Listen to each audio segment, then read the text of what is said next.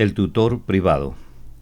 Este fue un sermón predicado el domingo 24 de mayo de 1885 por Carlos Haddon Spurgeon en el Tabernáculo Metropolitano, Newington, Londres. El que no me ama no guarda mis palabras, y la palabra que habéis oído no es mía, sino del Padre que me envió. Os he dicho estas cosas estando con vosotros, mas el Consolador, el Espíritu Santo, a quien el Padre enviará en mi nombre, Él os enseñará todas las cosas, y os recordará todo lo que yo os he dicho.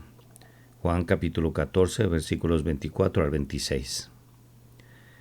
A lo largo de este capítulo, 3 veces bendito, los hombres desempeñan un papel muy triste. Cuando hablan, ya sea Felipe o Judas o Tomás, cada uno despliega su propia ignorancia, o hacen preguntas torpes o piden cosas inapropiadas. Sin embargo, hermanos, estos hombres apostólicos no eran de ninguna manera personas inferiores, sino más bien tan superiores que nosotros nos hundimos en la insignificancia en comparación con ellos. Jesús los hizo heraldos de su evangelio, arquitectos de su iglesia, y si ellos exhibieron tal ignorancia, aun cuando el Señor Jesucristo mismo les había hablado personalmente, no debe sorprendernos que seamos propensos a errar, ni tampoco debemos desesperar si descubrimos que somos débiles y lentos. Si esos padres de la iglesia necesitaban tanto ser enseñados por el Espíritu Santo, ¿cuánto más no lo necesitaremos nosotros? Si ellos no podían recibir nada que no les fuera dado por el Espíritu de Dios, ¿cómo podemos esperar nosotros ser sabios aparte de sus instrucciones? Nuestra posición debe ser sentarnos con María a los pies del Maestro, a la vez que encorvarnos hasta el polvo ante el Señor, bajo el humilde sentido de nuestra insensatez. El capítulo que tenemos ante nosotros está muy bien irrigado con arroyos de consuelo, pero sin embargo yo confieso que siempre es un valle de humillación para mí, cuando veo cuán pobres criaturas somos, incluyendo al primero de los santos, si se nos deja solos. Pero al mismo tiempo, cuán maravillosamente vemos a lo largo de todo este pasaje la misericordia de nuestro Dios, al condescender con las debilidades de su pueblo. En un versículo de nuestro texto, el versículo 26, vemos a toda la Trinidad trabajando en el creyente, el Consolador, el Espíritu Santo, a quien el Padre enviará en mi nombre. Aquí tenemos al Espíritu Santo, al Padre y al Hijo, uniendo sus energías sagradas para la iluminación de los elegidos. Cada divina persona busca que las otras personas sean plenamente conocidas, el Hijo hablando lo que oye el Padre, y el Espíritu Santo tomando las cosas del Hijo y revelándolas a nosotros. Toda la Trinidad produciendo en nosotros así el querer como el hacer, por su buena voluntad. Lo que somos nosotros, mis hermanos, es de escasa importancia en comparación con lo que Él es, quien obra todas nuestras obras en nosotros. ¿Qué importa que no seamos otra cosa que barro? El grandioso alfarero sabe cómo moldearnos para alabanza suya. Lo que el barro es no tiene importancia, sino lo que el alfarero puede hacer con ese barro. No nos desanimemos a causa de lo que somos por naturaleza, sino que debemos regocijarnos alrededor, o más bien al recordar la sabiduría y el poder de Dios, que ha comenzado una buena obra en nosotros y no cesará en esa obra hasta haber perfeccionado su diseño.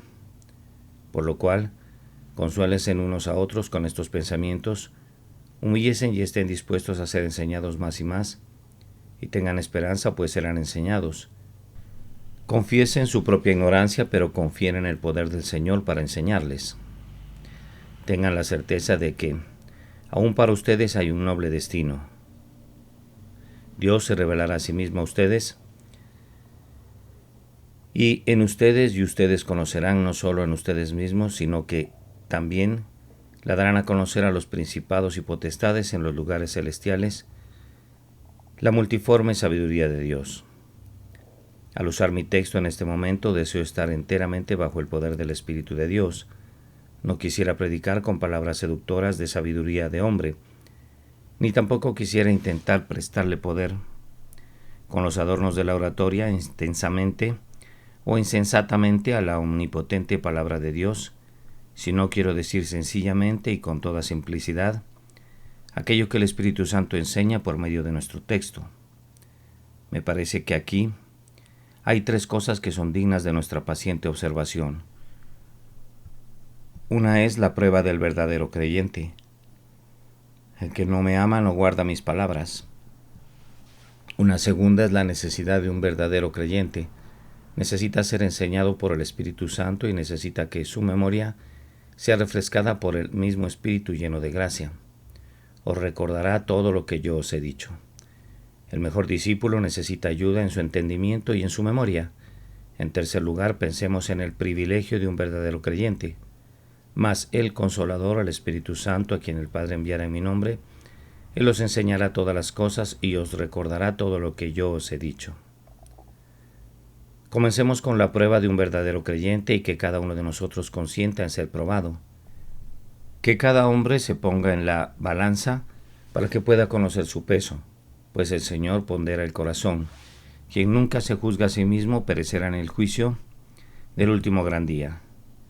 Quiero pedirle su atención al hecho de que en este pasaje y en otras partes de la Escritura los hombres son divididos en dos clases, y no se menciona ni una sola palabra de una clase neutral o intermedia. El versículo 21 dice: el que tiene mis mandamientos y los guarda, ese es el que me ama. Y el versículo 24 dice negativamente: el que no me ama no guarda mis palabras. Evidentemente hay dos clases de personas en cualquier parte del mundo que son visitadas por el Evangelio: el que ama a Cristo y el que no lo ama. Si oyes una vez el Evangelio, no puedes nunca ser indiferente a él. Tienes que ser ya sea su amigo o su enemigo, su discípulo o su oponente. Si el Señor Jesucristo cruza la órbita de tu vida una vez, no puedes ser neutral nunca más a partir de ese momento. Debes rechazarlo o recibirlo, creer en él o hacerlo un mentiroso. Yo quisiera que cada uno de ustedes reciba y se aplique esa simple pero solemne verdad, para que nadie se considere fuera del alcance de mi sermón. Quisiera extender la red de tal manera que ningún pez quede fuera de su malla. En la naturaleza de las cosas, el Evangelio debe ser para ti lo que oyes, ya sea olor de vida para vida o de muerte para muerte. Serás juzgado por este Evangelio y te llevará donde no hay condenación para quienes están en Cristo Jesús, o te dejará allí donde ya estás condenado, porque no has creído en el Hijo de Dios. Por tanto, no esperes vivir y morir como si no existiera Cristo. No intentes decir: Él no es nada para mí, aunque pases junto a la cruz y rehuses mirar a Cristo. Sin embargo, el crucificado te mira y proyecta su sombra en tu camino. Su sangre será sobre ti, ya sea para clamar contra ti, como asesino del Hijo de Dios, o para hacer tu limpieza de todo pecado. En cuanto a la persona de tu Señor, es evidente que solo hay dos posibilidades: o lo amas o no lo amas. ¿Cuál es tu condición en esta hora? Sentado en medio del pueblo de Dios en esta casa, en este día domingo, ¿eres amante del Señor Jesús o eres enemigo de Él? Que el Señor bendiga ese zarandeo del aventador, de tal forma que por medio de él la paja sea separada del trigo. Pero la prueba es esta: el amor de Cristo. Amar a Cristo no es el camino de la salvación. Eso solo puede atribuirse a la fe, como está escrito: el que cree en mí tiene vida eterna. Pero la flor que brota de la semilla de la fe es amor, y la fe no es verdadera fe a menos que obre por amor, y así purifica el corazón. Observen que el amor es personal. El que no me ama, él no habla aquí de amor a la doctrina, sino de amor a él. El que me ama, hay un Cristo personal y debe ser amado por cada uno de nosotros individualmente. No piensen en Cristo como un personaje histórico que vino y se fue, cuyos recuerdos pueden ser muy queridos, pero que personalmente no puede ser el objeto de un amor presente. Si verdaderamente eres su discípulo y partícipe de su salvación, tú lo amas. Te das cuenta que es una persona que vive como tú mismo vives, como tu esposa o como tu mejor amigo viven, y tu corazón de hecho y en verdad está ligado a él. Los zarcillos de tu afecto deben aferrarse a Jesús, subiendo hacia Dios al asirse de su Hijo. Tal vez no siempre puedan decir que estás seguro que lo amas, porque tu agonía de estar en lo correcto puede crear en ti una dolorosa ansiedad y aún un celo mórbido en cuanto a tu propia sinceridad. Pero tú ciertamente lo amas y eres llamado por su gracia, y si no lo amas tampoco has experimentado su poder de salvar. Cuando leí esas palabras hace unos momentos, el que no me ama, sentí como si debía repetir las palabras de Pablo y decir: sea anatema, el Señor viene. Maldito en la venida del Señor, pues ¿acaso no es algo horrible que algún corazón rehúse amar a Jesús. De todos los seres, el más digno de ser amado es Jesús. Es monstruoso no amar a alguien que es tan amable. Como las corrientes de agua fluyen naturalmente hacia las partes más bajas del valle, así pensaría uno que la condescendencia de Jesús con nuestra causa haría natural que el amor de los hombres corriera hacia Él y se concentrara en Él. Ay, nuestra naturaleza ahora es depravada y es únicamente conforme el Espíritu de Dios crea un nuevo amor en el corazón, que podemos dar nuestro amor al siempre bendito Salvador.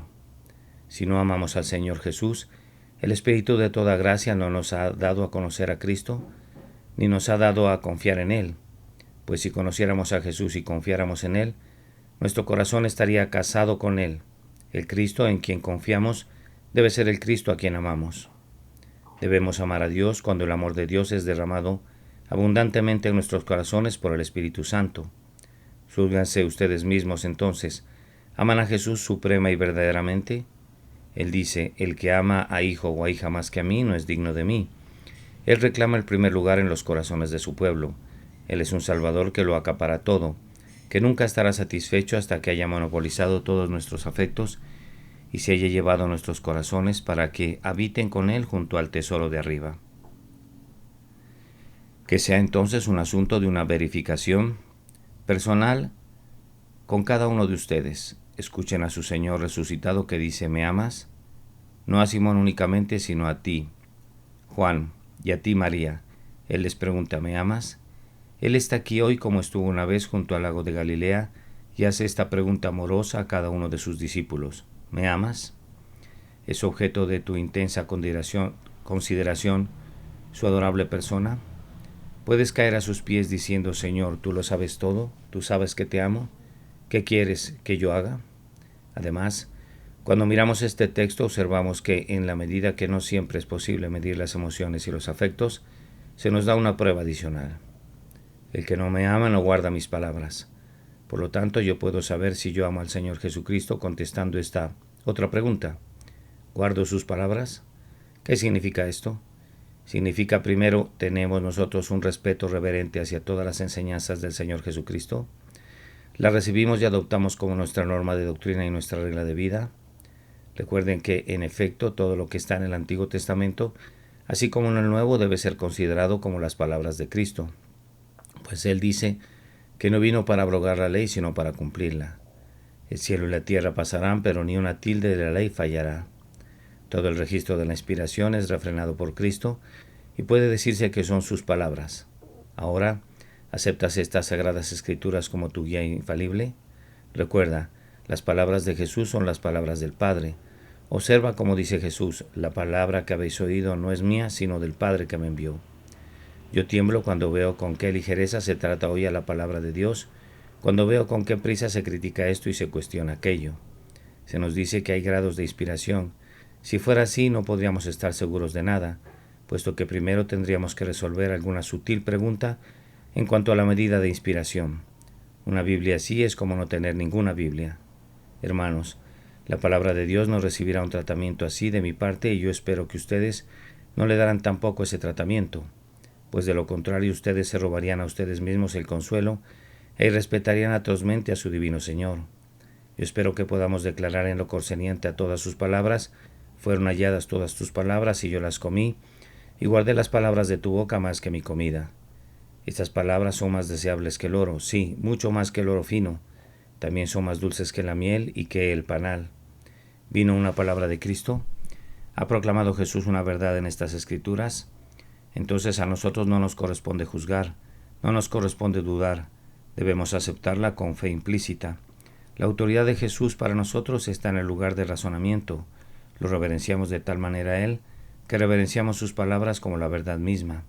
Guardar sus palabras quiere decir, además, almacenarlas cuidadosamente en la memoria. Guardar estas palabras debe significar ponerlas en el corazón. La Virgen bendita guardaba todas estas cosas meditándolas en su corazón, y así lo hace cada cristiano. En mi corazón he guardado tus dichos para no pecar contra ti. Es algo bendito cuando no nos contentamos con oír la palabra de Dios el día domingo, sino que también escuchamos sus ecos cada día de la semana. Constantemente rumiamos esa palabra por medio de la meditación y así somos alimentados. Nos deleitamos al conocer el significado de la palabra, guardándola continuamente en nuestras mentes. Mantenemos el objeto celestial mucho tiempo ante la placa sensitiva de nuestra mente hasta que es perfectamente fotografiada, y nosotros mismos somos transformados por ella de gloria en gloria en la misma imagen del Señor. Oh hermanos, si no reverenciamos la palabra y la almacenamos como el más selecto de los tesoros, no tendremos pruebas que amamos a Cristo. Además de esto, guardar los dichos de Cristo debe significar que, habiéndolos aprendido y retenido en la memoria, los guardamos además en la mente por medio de una contemplación frecuente. Hay un gran fracaso en este respecto, me temo, entre muchas personas que profesan, pero quienes aman fervientemente a Jesús y son santificados para su servicio se deleitan al involucrarse mucho en la meditación de las palabras de Jesús. Nuestros cuidados terrenales son nuestra carga, pero nuestros pensamientos celestiales son nuestro descanso. ¿Qué son las ciencias humanas sino simples ojeadas a cosas transitorias y oscuras? Pero la meditación espiritual nos ofrece perspectivas de la verdad eterna y sustancial. Cuando camino por mi casa y me gozo en las comodidades de mi hogar, me digo, esto es mío por poco tiempo. Dios ha prolongado mi vida aquí, pero en cualquier momento estas cosas visibles se pueden perder y estaré allí donde las cosas son reales, aunque por lo pronto sean invisibles. Todo lo que tiene que ver con este mundo es una sombra vana, pero en cuanto al mundo venidero, aquel que tiene posesiones allí posee verdaderas riquezas. ¿No deberían volar nuestros pensamientos tras eso, que es lo principal? ¿No deberíamos dar lo mejor de nuestra consideración a lo que es lo mejor? La mayor parte de nuestro tiempo a lo que no es del tiempo, sino de la eternidad.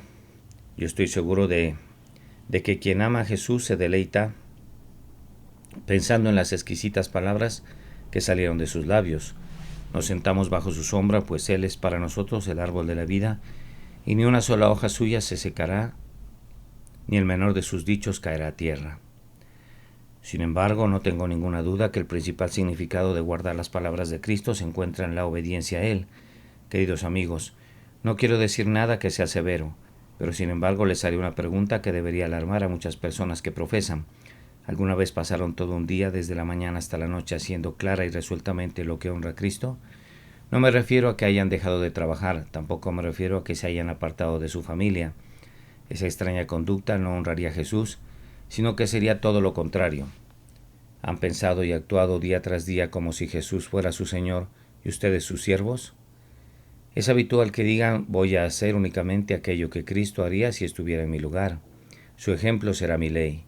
No seré gobernado por la esperanza de ventajas personales o comodidades egoístas, pero para mí la regla suprema será, ¿qué haría Jesús? ¿Qué querría Jesús que yo hiciera?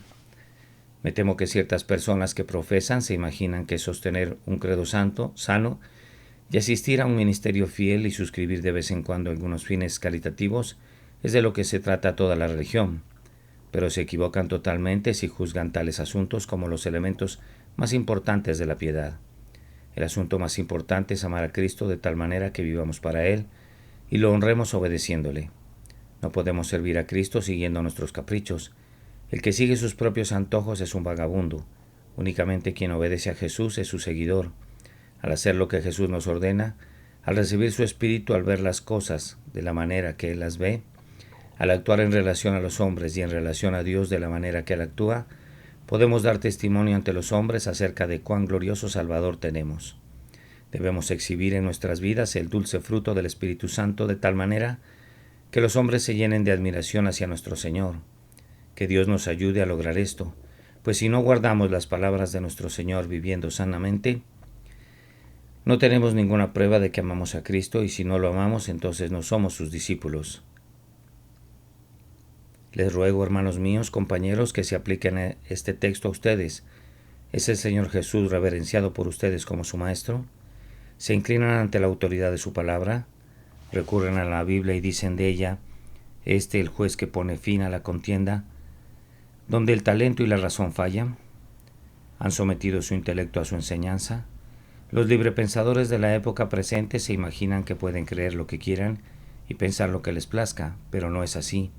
Ellos actúan de conformidad a eso y afirman lo siguiente: nuestras mentes son propias, Dios no gobernará nunca sobre nosotros. Pero esto no es propio de un asunto. Nuestro Señor Jesús quiere ser Rey de nuestra naturaleza entera, o de nada. Yo reclamo la provincia del entendimiento para mi Señor, pues en una parte de su imperio que Él no dejará en manos del enemigo. Esa es una parte.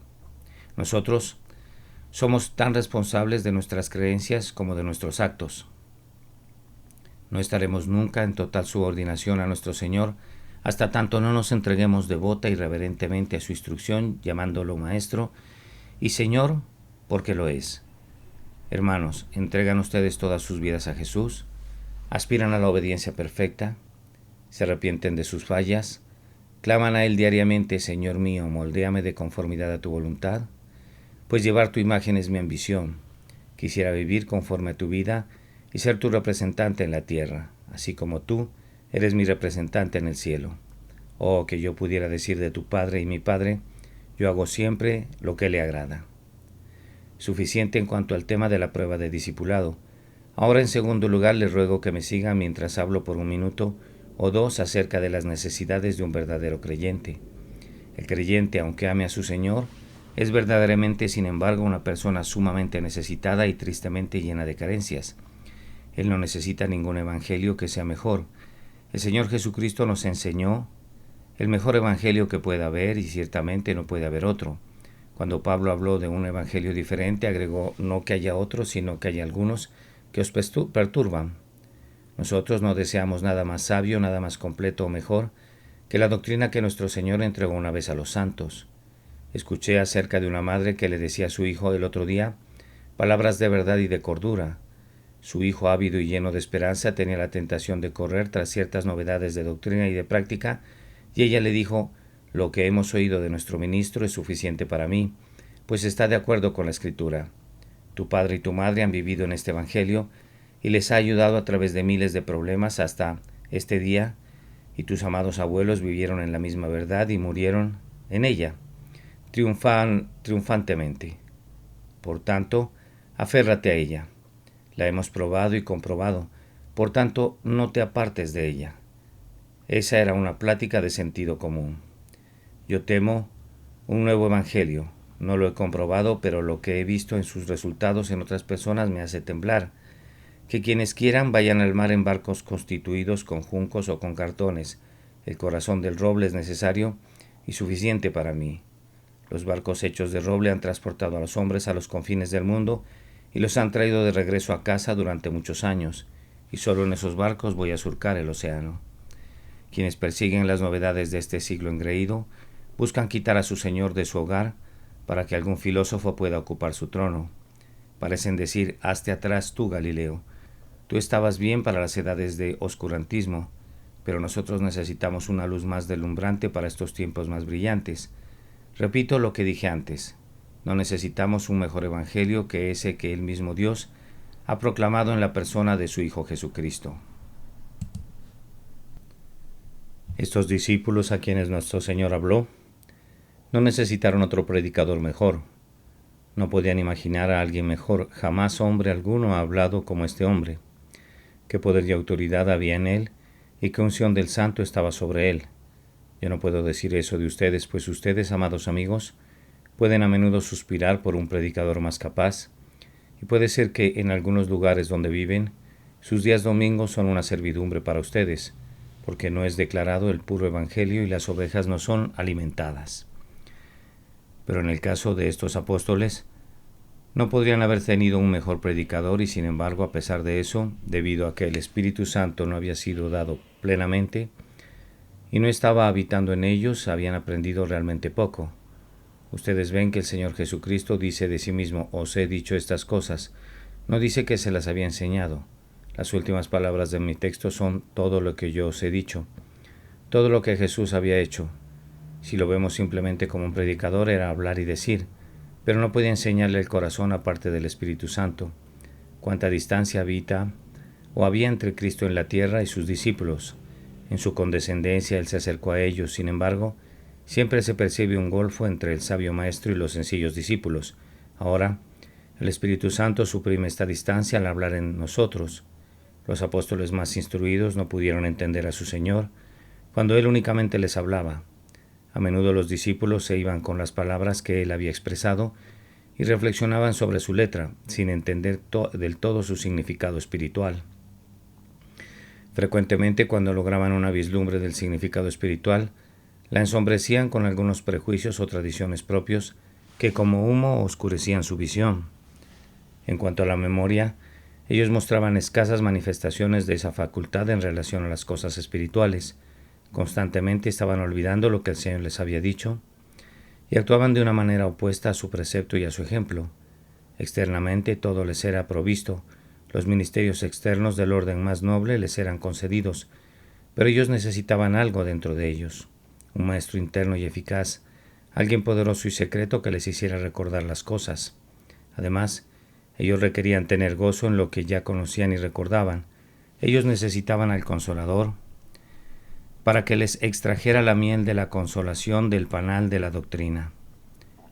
El Señor les había enseñado todo tipo de verdades consoladoras y sin embargo Él tenía que decirles: no se turbe vuestro corazón. Él les había dado los mejores argumentos para que tuvieran valor, pero sin embargo ellos tenían temor. Ellos requerían de alguien que les ayudara, alguien que les hiciera entender la verdad y recordar la verdad y gozar de la verdad. Y es lo que tú y yo necesitamos cada hora, pues podemos escuchar al predicador más edificante y quedarnos sin ser edificados. Sí, únicamente miramos sus palabras. Podemos escuchar la mejor doctrina y sin embargo ser incapaces de recibirla y sentir su poder. La verdad sin el Espíritu de Dios no aprovecha al alma. Aun si entiendes, puedes olvidar. Me atrevo a decir que a menudo tienes que lamentar que la palabra buena se resbala en ti. Y este es un gran mal. ¿Por qué olvidamos? ¿No es acaso en gran manera por la ignorancia y la necesidad del entendimiento? Cuando un niño no entiende su lección, pronto la olvida.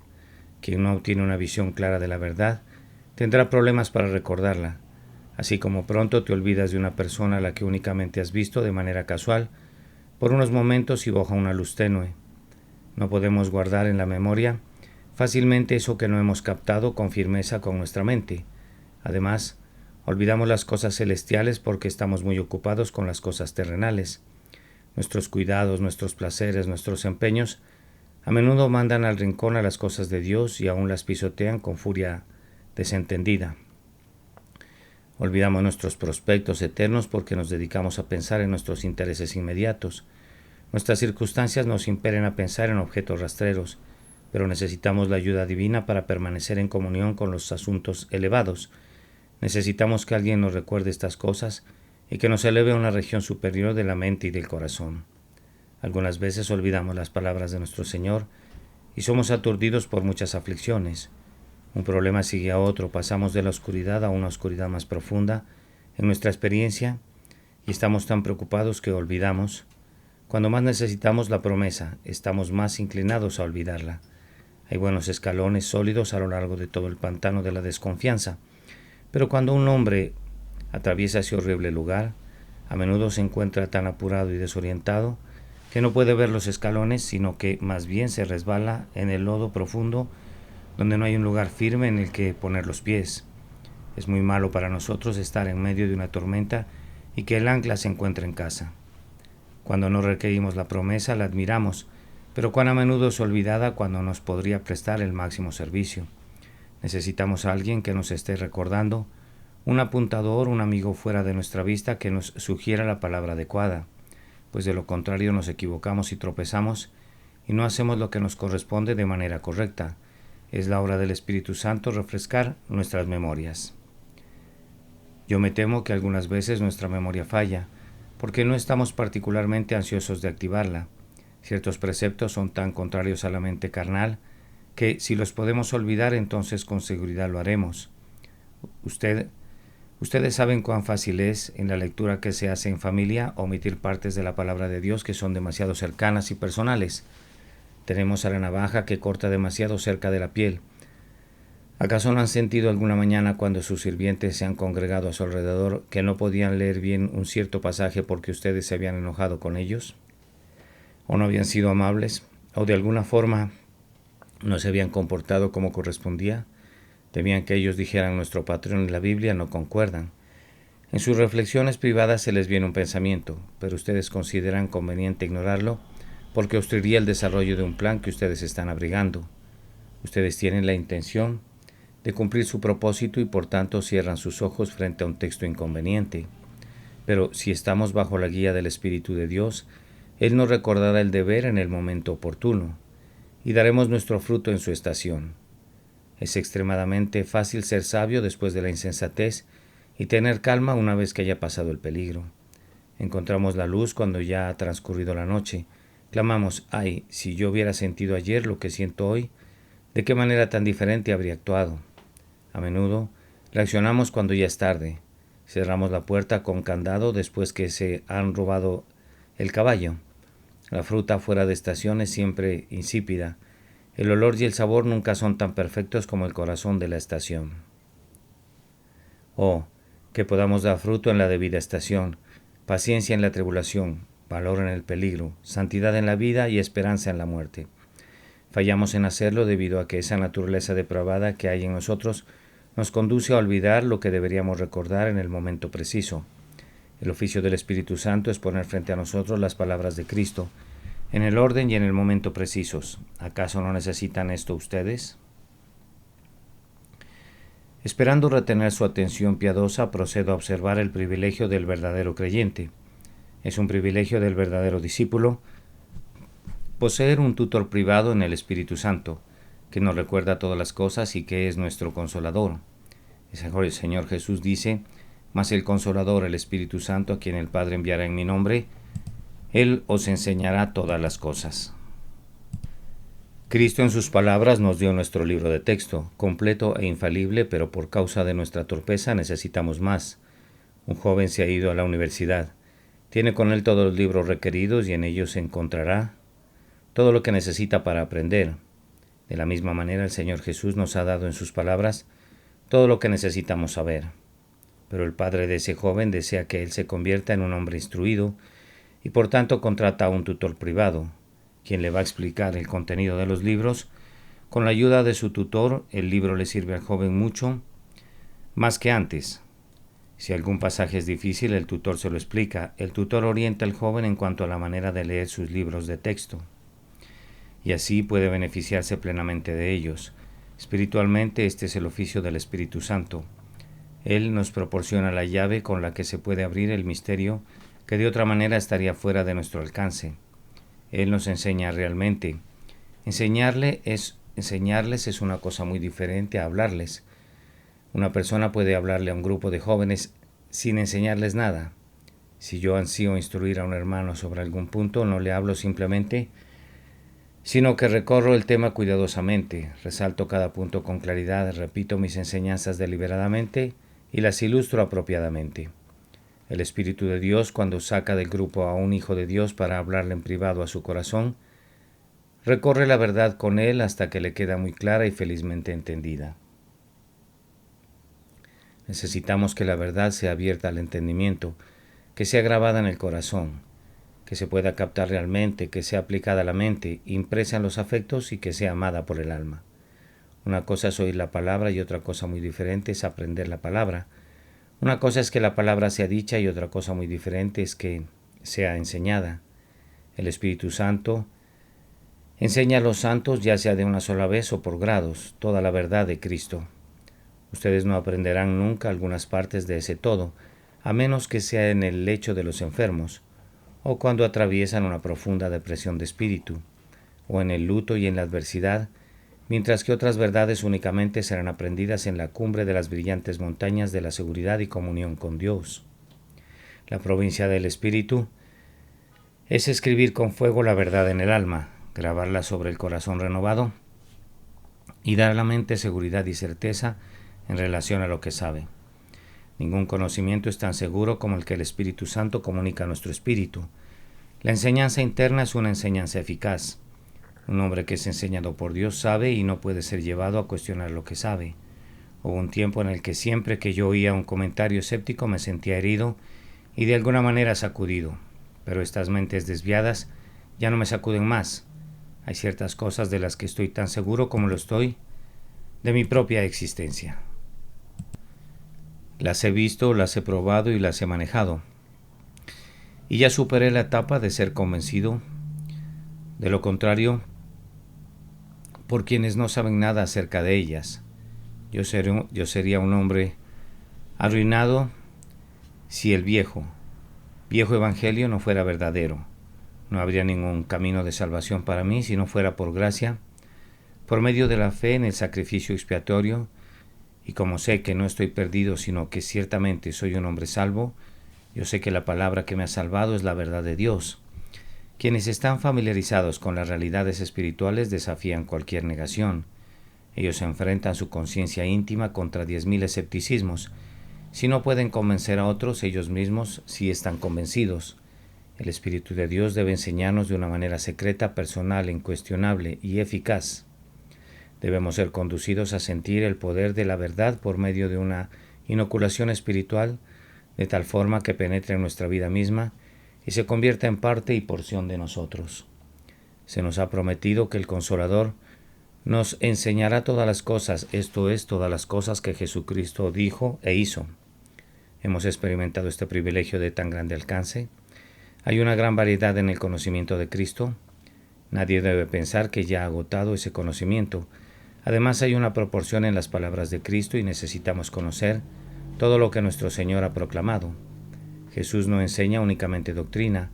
Algunas personas que profesan ansían doctrina y únicamente doctrina. Jesús no enseña solo cosas prácticas. Él enseña la práctica de manera maravillosa.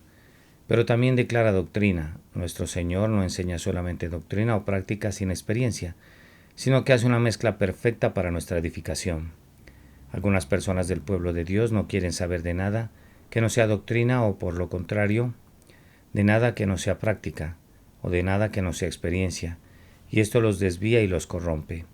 Ríndanse al Espíritu de Dios y Él les enseñará todas las cosas, un poco de aquí y un poco de allá, aquí un poco de lo que deben saber, allí un poco de lo que deben sentir y luego un poco de lo que deben hacer. Recuerden que especialmente en la parte de lo que deben hacer, el Espíritu de Dios debe ser su maestro. Un joven es colocado como aprendiz en cuanto a un oficio. ¿Cómo lo aprende? Pues viendo cómo lo hace su maestro y luego haciéndolo él mismo. Al principio arruina el material y su maestro necesita tener mucha paciencia con él. Pero al fin la práctica lo lleva a la perfección y el aprendiz se convierte en un maestro. El Espíritu de Dios, con maravillosa condescendencia, nos pone a practicar un poco de paciencia.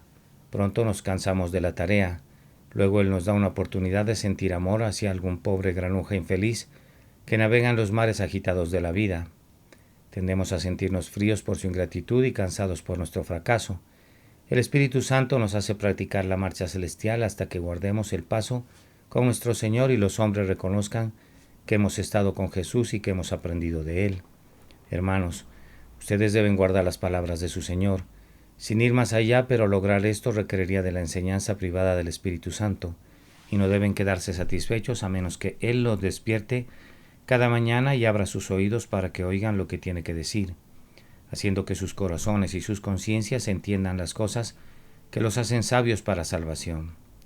Como necesitamos algo más en adición a esto, es una misericordia que lo tengamos. Necesitamos que nuestras memorias sean fortalecidas. ¿Qué memorias tan pobres tenemos en cuanto a las cosas divinas? Como ya lo he dicho, nosotros recordamos cuando ya es demasiado tarde, y así nuestras memorias sirven más bien para ministrar nuestro remordimiento que nuestro desarrollo. No debería ser así. Y si nos ponemos bajo la enseñanza del Espíritu de Dios, no seguirá siendo así. Él fortalecerá espiritualmente nuestra memoria. Él trae a menudo la verdad a nuestras mentes. ¿Acaso no han descubierto que así es? Mientras están sentados aquí esta mañana, destellos de luz los han rodeado. Caminos secundarios se han abierto conforme hemos avanzado. Nuevas vistas de la verdad han regocijado nuestra visión. Ustedes han exclamado con sorpresa, nunca había visto eso antes. Ese es el Espíritu de Dios. Frecuentemente una doctrina es comprendida por ustedes con la fuerza de un nuevo descubrimiento. Ustedes habían oído anteriormente esa verdad, pero nunca la habían visto. Y el Espíritu se las recuerda con singular vivacidad y fuerza. Él refresca la mente con recuerdos vivos. Él refresca el corazón con gratitud que infunde. Yo he conocido tiempos en los que mi recuerdo del amor de Cristo me ha llevado a sentarme y llorar de puro gozo. Oh, qué gratitud brota del corazón cuando el Espíritu Santo trae a la memoria todo lo que Cristo hizo y lo oímos decir desde su cruz. Yo hice todo esto por ti. ¿Qué has hecho tú por mí? La obra del Espíritu Santo es refrescar la memoria del corazón, así como la memoria de la mente. A menudo Él refresca la memoria de la conciencia. lo cual no es una operación muy agradable. He estado haciendo durante años cosas malas sin saber que eran malas. He estado descuidando un deber manifiesto durante mucho tiempo, pero súbitamente ese deber ha sido traído a mi recuerdo como una de las cosas que Jesús me dijo. Bendigo al Espíritu Santo por santificarme, así al darme una norma más elevada de santidad y hacerme más cuidadoso acerca de cosas que antes tomaba con ligereza y escasa atención. Esta es una parte de la obra del Espíritu Santo de Dios, recordarnos todas las cosas que Él nos ha dicho. Estoy seguro que el Espíritu de Dios a menudo nos bendice trayendo cosas a la memoria de nuestra esperanza. Quizá esta es una forma rara de decirlo, pues ¿cómo puede la esperanza tener una memoria? Pero yo quiero decir esto, que parece que la esperanza olvida que el Señor ha dicho no te desampararé ni te dejaré. La esperanza parece olvidar que hay una tierra de puro deleite, donde reinan santos inmortales. Y algunas veces el Espíritu de Dios trae ante nuestras mentes toda esa gloriosa revelación del mundo venidero. ¿Nunca han sentido que la gloria haya comenzado aquí? ¿No les ha parecido que las puertas que son perlas estaban no abiertas a medias sino completamente abiertas? ¿Y no han caminado en el Espíritu por esas calles de oro puro, llevando la corona para arrojarla a los pies de su Salvador? Entonces ustedes se han dicho, ¿puedo soportar ese dolor? ¿Puedo resistir estas depresiones y estas inconveniencias? Pues sé que hay preparada para mí una corona de vida que no se corrompe nunca. Así nos recuerda el Espíritu de Dios todas las cosas. No diré nada más, pero ruego que el Espíritu de Dios venga sobre ustedes hoy mismo y les recuerde todas las cosas que Cristo ha dicho. Habrá una combinación de recuerdos soleados y recuerdos dolorosos, pero serán benditos recuerdos todos ellos. Yo pensé, cuando estaba preparando el tema para hoy, todo lo que he predicado durante todos estos años es tomado de mí y está impreso de tal forma que no puedo repetirlo. ¿Qué haré? Y entonces me vino esta verdad. Él les enseñará, y yo le rogué que me enseñara, para que yo pudiera enseñarles a ustedes. Pensé, he tenido pensamientos brillantes y chispeantes a veces, pero no se me ocurren en este momento. Me quedé quieto, esperando, y luego pensé que el Espíritu Santo me recordaría todas las cosas que el Señor Jesús ha dicho. Yo encuentro que mi memoria natural es menos poderosa ahora de lo que fue en los días de mi juventud. ¿Acaso entonces se me permitirá olvidar las cosas cuando estoy enseñando? No, Él os enseñará todas las cosas y os recordará todo lo que yo os he dicho. ¡Qué hermoso! He conocido a algunos ancianos cuyos recuerdos se han vuelto tristemente débiles. Supe de uno que no reconocía a sus hijos, pero nunca he conocido a ningún santo anciano que haya olvidado el nombre del Salvador o que haya dejado de recordar su amor. Algunas veces el Espíritu Santo da tal testimonio en el corazón que la memoria es muy fuerte acerca de las cosas divinas, aun cuando puede fallar en otras cosas espirituales. Así que, mi querido viejo amigo, tú de quien se burlan algunas veces los jóvenes porque tu memoria se ha vuelto como un viejo sedazo que permite el paso de todo, no dejará pasar al Señor, tú siempre sentirás la música de su nombre. Nunca olvidarás a tu bien amado, aunque llegues a ser tan viejo como Matusalén. Aunque no quede ningún otro nombre en la memoria, guardará el registro de ese nombre. El amor de Cristo no está colocado sobre nosotros como una guirnalda que cuelga de un árbol, sino que está grabado en nosotros, y así como cuando el árbol crece, las letras se van grabando con mayor profundidad y crecen en tamaño cada día. El Espíritu Santo, que es la vida de los creyentes, escribe cada mes más claramente sobre esa vida. El glorioso y bendito nombre de Jesús. Yo deseo que cualquiera que conozca a Cristo clame para que el Espíritu de Dios le enseñe a Cristo. Si anhelan ser salvados, oren para que por medio de su Espíritu el Señor Jesucristo los traiga a los lazos del pacto por causa de su amor. Amén. El tutor privado. Este es un sermón que fue predicado el domingo 24 de mayo de 1885 por Carlos Haddon Spurgeon en el Tabernáculo Metropolitano, Newington, Londres. El que no me ama no guardará mis palabras, y la palabra que habéis oído no es mía, sino del Padre que me envió.